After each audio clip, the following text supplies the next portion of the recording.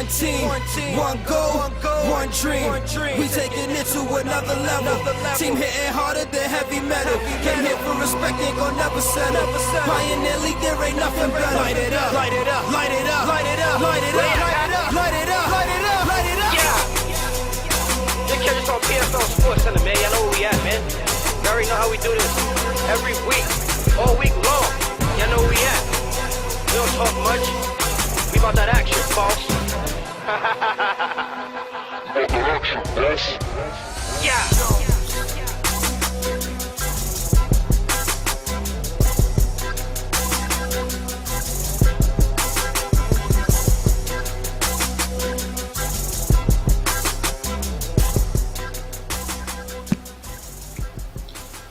Hey, how you doing? David Patterson here, Pioneer Sports Center, Treehouse Edition. Trying to enjoy some of the weather, but still maintain some of the shade back here.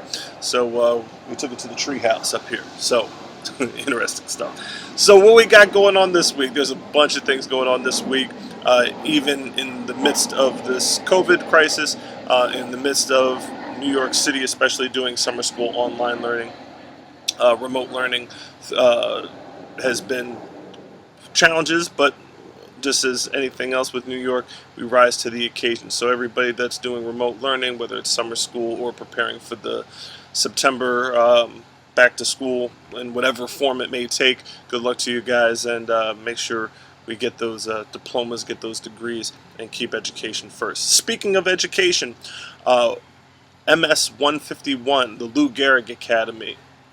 Let's check out, they had a special guest, friend of the program, by the way, Miss Thomas, the principal over at Lou Gehrig Academy, always has been a supporter of Bronx Colts football and always been a supporter of the Pioneer Football League. Had a special guest, but let's just cut to that real quick. What's going on, everyone? Curtis Granderson here, welcoming all the incoming students to Lou Gehrig Academy MS 151. Including the staff at MS 151. They wanted me to remind you that don't hesitate to ever reach out if there's anything you ever need. School is located a few blocks away from Yankee Stadium. So to all the Yankee fans in attendance, continue to cheer for your favorite team as the Pinstripes get ready to start this season. Lou Gehrig Academy, MS 151. Impressive. So Lou Gehrig Academy, which is 250 East 156th Street, still has some spots available for their middle school programs, 6th grade especially. They have a few seats left. So if you are looking to attend a middle school or transfer or what have you, strong connection to the sports, strong connection to the community. They do a great job over there.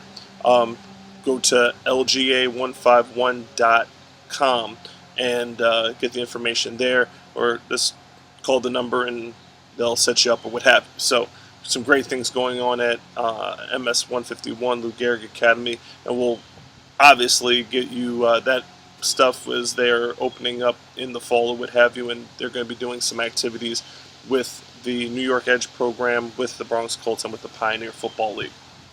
Speaking of football, we actually had football get played. The New York Patriots opened up their season with a inter-conference game against the Connecticut Thundercats. Really cool experience. Played in a private facility indoors. The Patriots came out on top. Played mistake-free football. No turnovers, which is very rare for week one. And unveiled their new blue uniforms with their championship patch from the 2020 to 2019 season as they go to try to repeat in 2020. Moving forward, being that was the first game played in 2020, there were some obvious precautions that had to be taken. So instead of having me go over those precautions right now, we had a little bit of outline exactly what the precautions that we took were going into that first game. Let's check that out right now.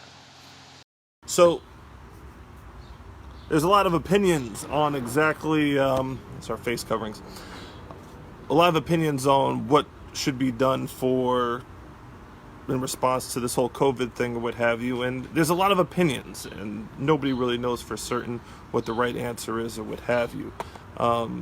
We just try to respect everybody's opinion as much as possible, and just understand that we do the best with the information that we have. We played first game of 2020 yesterday, and there's just some things that overall players, owners, coaches, everybody should be aware of. First thing is, we traveled to the game, and a lot of programs have older players that drive everywhere.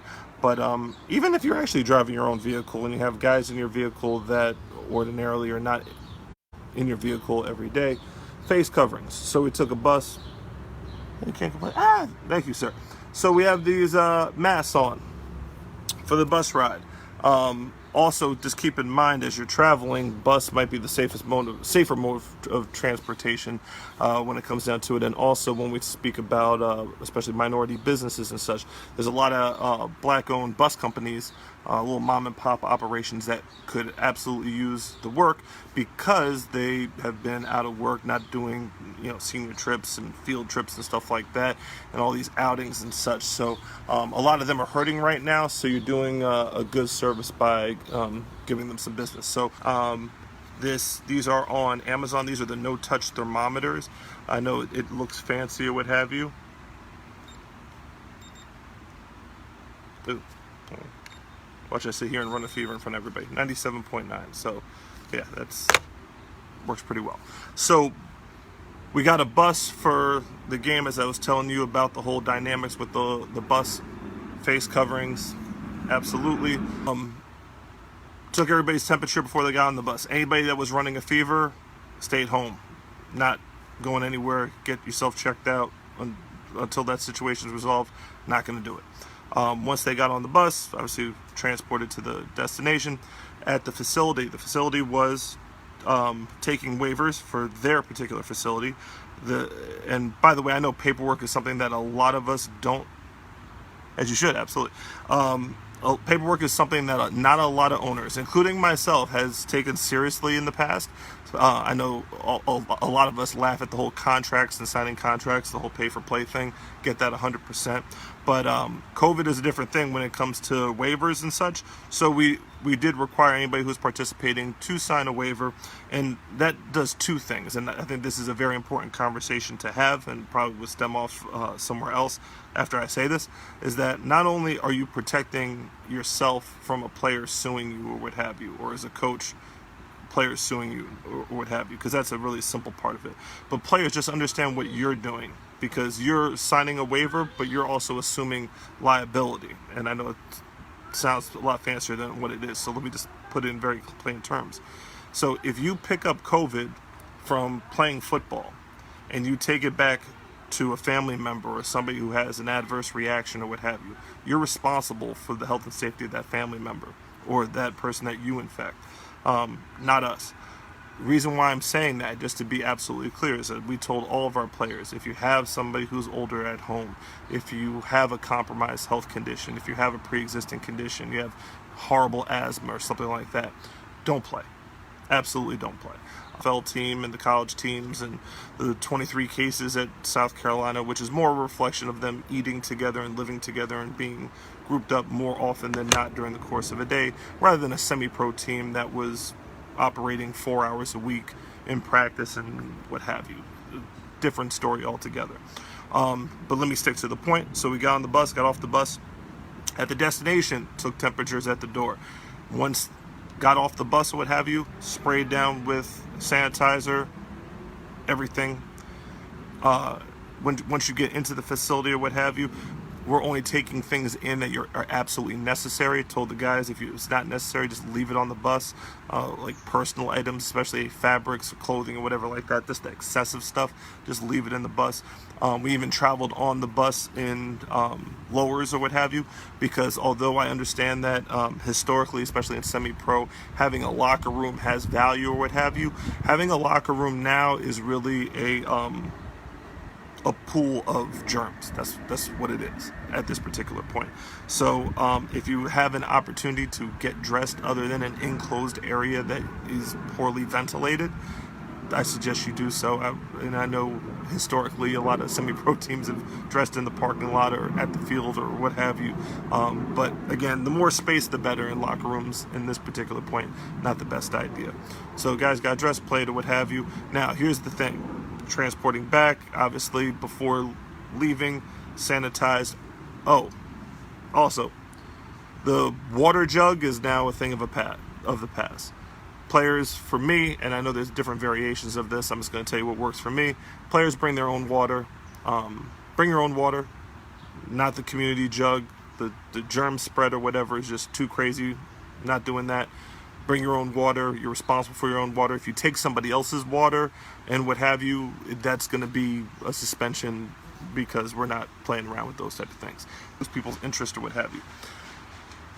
Following up in practice on Monday and Wednesday during the course of our week, we will take temperatures again to, again, check out the possible infection rate or what have you, or any possible issues, because I think, again, our job is not finished once we get through the game and that ends. So we definitely do want to check in with everybody, and before they practice, again, whether it be Monday and Wednesday at our practice, we're going to take their temperature again, make sure nobody's running a fever, has any symptoms or what have you yet, or just beginning practice or what have you. So the first time that we did practice, we did it in small groups, so parts of the unit, so just the linemen, offensive linemen, just the receivers and quarterbacks kind of working in tandem or what have you. Very, very small groups, under 10 or what have you. As things started to look better, as New York was starting to open up a little bit more, we ended up with offensive practices and defensive practices. Obviously no competition between the two, especially face-to-face contact or what have you, and we didn't have pads on at all. That we did for a little bit of time. As it got closer to, we would call it 2 weeks before our first game, or what we anticipated to be our first game. So that 2-week turnaround time is when we went from individualized practices in terms of offense and defense into full-fledged practices with everybody. However, offense versus defense is not something that you're really going to want to do because of the contamination and people facing one another, what have you. You want to avoid that as much as possible. And again, am I saying that I have the right answer? Absolutely not. I'm going to tell you what we did. If you disagree or what have you, absolutely understood or whatever. If you have a suggestion, better not. If you have a solution, you have something better that you could add to the table as the season goes forward, please chime in without going through at least some type of process to figure out whether it's possible to do it safely, or at least as safe as we usually do it.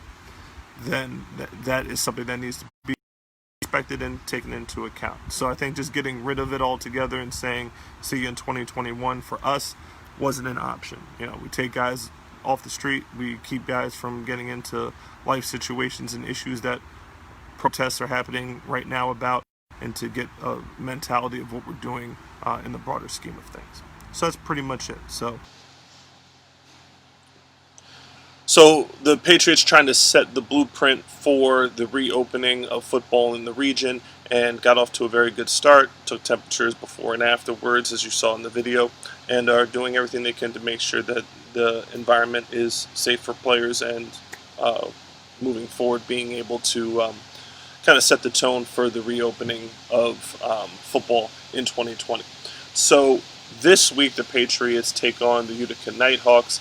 I had an interview on the Utica radio station, their podcast or what have you, and they're really looking forward to that, getting some finalized stuff when it comes to field permits and such. So as soon as they have that, we'll definitely post it for you on the website as we get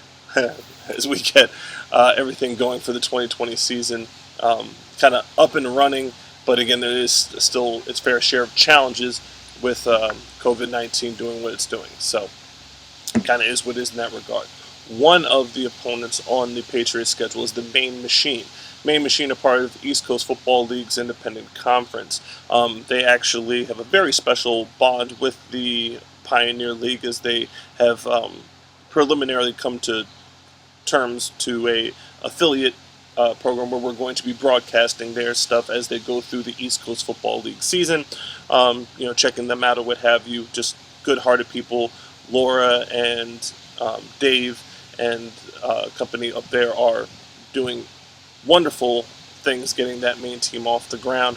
So let's check out the Maine Machine.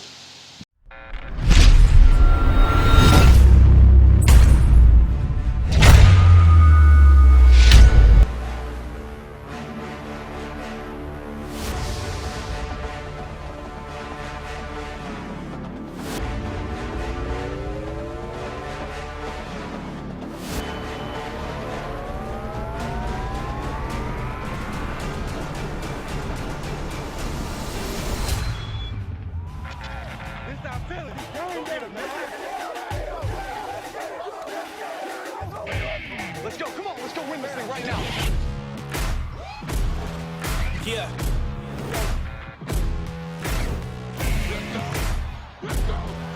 Yeah. Yeah. Set me free and give me death, there ain't no other choices. That subtle breathing in your closet every single evening. Thought you never see me again, looks can be deceiving. When they hear the sound of the drum, they'll be saying, oh Lord, here they come. Yeah, here we come. Here we come. Here we come. I used to think that people...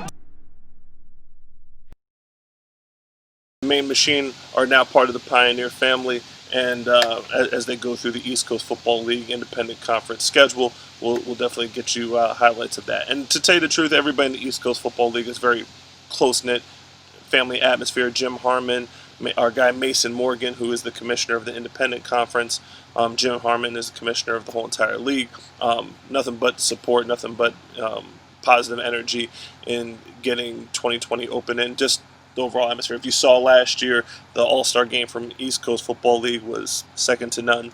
Their banquet, absolutely amazing. So they do some great things over there, and we definitely want to support everything that they do and work what we do in collaboration with what they're doing. So that's pretty much it.